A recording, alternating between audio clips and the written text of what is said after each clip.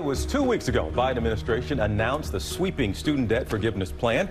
The administration says about 27 million Americans will have up to $20,000 of debt erased. So more than half of federal borrowers, those from low-income households, receive federal aid, financial aid, through the Pell Grant program. But until recently, those Pell Grants were difficult or impossible to access if you had been convicted of a crime.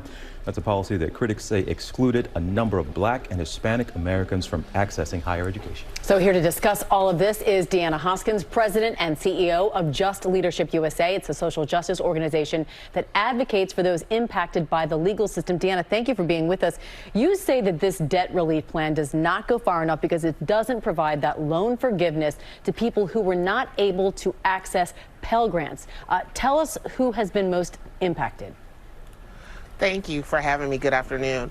Those most impacted are those who are formerly incarcerated at the time of their incarceration as individuals impacted by the '94 crime bill, which actually removed access to Pell Grants from correctional facilities if you were serving a time or if you have been convicted of a drug crime while actually receiving Pell Grant.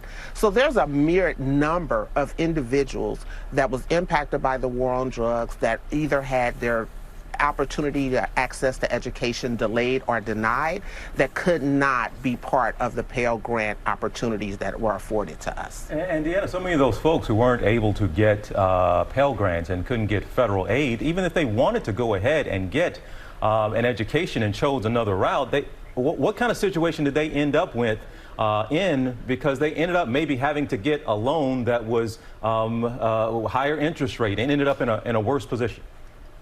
Exactly, TJ. Obtaining loans that were considered personal loans, so that would not qualify up under this student loan forgiveness. I even take myself, for instance, a lot of taking out a home equity loan to pay for education that is not qualified to be reimbursed, but the funds were specifically utilized for education.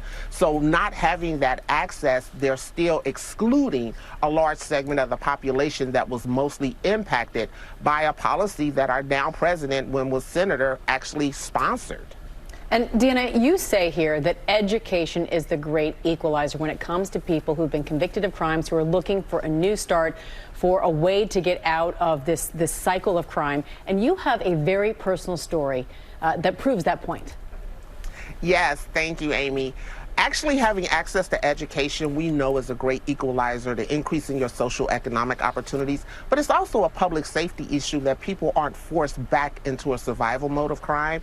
I take my own story, knowing I had to have an education to balance out the felony conviction I had, to allow me the opportunity to even compete in a market that was saying that you had to have post-secondary education to qualify for higher paying income jobs, which actually gives you access to the American dream.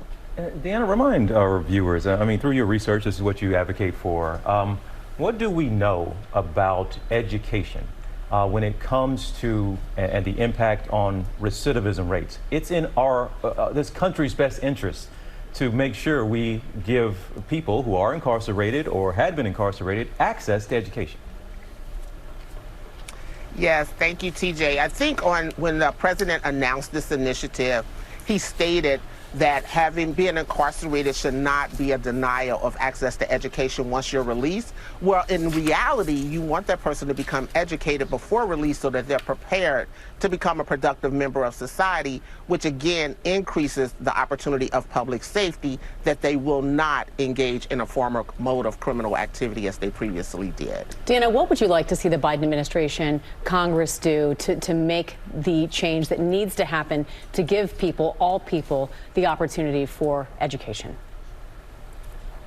Thanks, Amy. One of the things we know is that when decisions are being made, the people most impacted by the previous policies or the harms that have been done have to be included in the room when those policy decisions are being made, so that you can understand how those roles play out in our communities. If you really want to work with individuals who have been most impacted, they have to be a part of those conversations. They have to be in the room. They have to have a seat at the table, because only way you can reach equity and equality is having those most marginalized and oppressed a part of the opportunity to discuss what we're pushing throughout this country. Deanna Hoskins, we thank you so much. Look, this is a lot of people do applaud what happened with the debt forgiveness. A lot of people say more should have been done, but the conversation about a certain segment of the population maybe hasn't been had enough. So we thank you for coming on and having that conversation. Thank you so much, okay? Thank you, TJ and Amy. Well, hey there, GMA fans. Robin Roberts here. Thanks for checking out our YouTube channel. Lots of great stuff here. So go on, click the subscribe button right over here to get more of awesome videos and content from GMA every day, anytime. We thank you for watching, and we'll see you in the morning on GMA.